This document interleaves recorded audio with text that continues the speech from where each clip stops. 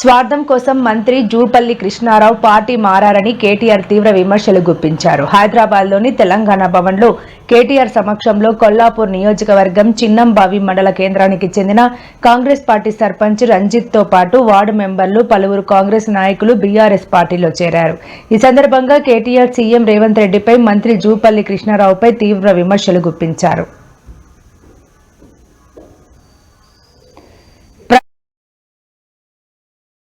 ఇవాళ కేవలం స్వార్థం, కేవలం రాజకీయం కోసం అడ్డమైన అబద్ధాలు. రేవంత్ రెడ్డి దేవుడు, ఇంద్రుడు, చంద్రుడు, ఆయన పదవిని కాపాడుకోనికే. ఎవరికి దేవుడు రేవంత్ రెడ్డి, ఎవరికి ఇంద్రుడు, ఎవరికి చంద్రుడు? ఏది మోసం చేసి మొత్తం రైతులందరినీ, ఒకరినిద్దరిని కాదు, రైతులందరినీ మోసం చేసినాడు కదా. ఎన్ని మాటలు చెప్పినాడు. కేసీఆర్ గారు 2 పంటలకు రైతు బంధిస్తే 3వ పంటకి ఇయ్యాలా అన్నాడు. 3వ పంటకి ఇయ్యవా నువ్వు రైతు బంధు అని మాట్లాడినాడు. మళ్ళీ ఇవాళ పరిస్థితి ఏంది? కేసీఆర్ గారు ఉన్నప్పుడు బ్రహ్మాండంగా మీరు అడగకుండానే నాటేసే కాలం వచ్చిందంటే చాలు ఫోన్లు టింగు టింగు అని మోగేది. 11 సార్లు 73,000 కోట్ల రూపాయలు 70 లక్షల రైతుల ఖాతాల్లో మీరు అడగకుండానే దరఖాస్తు పెట్టకుండానే పడ్డాయి.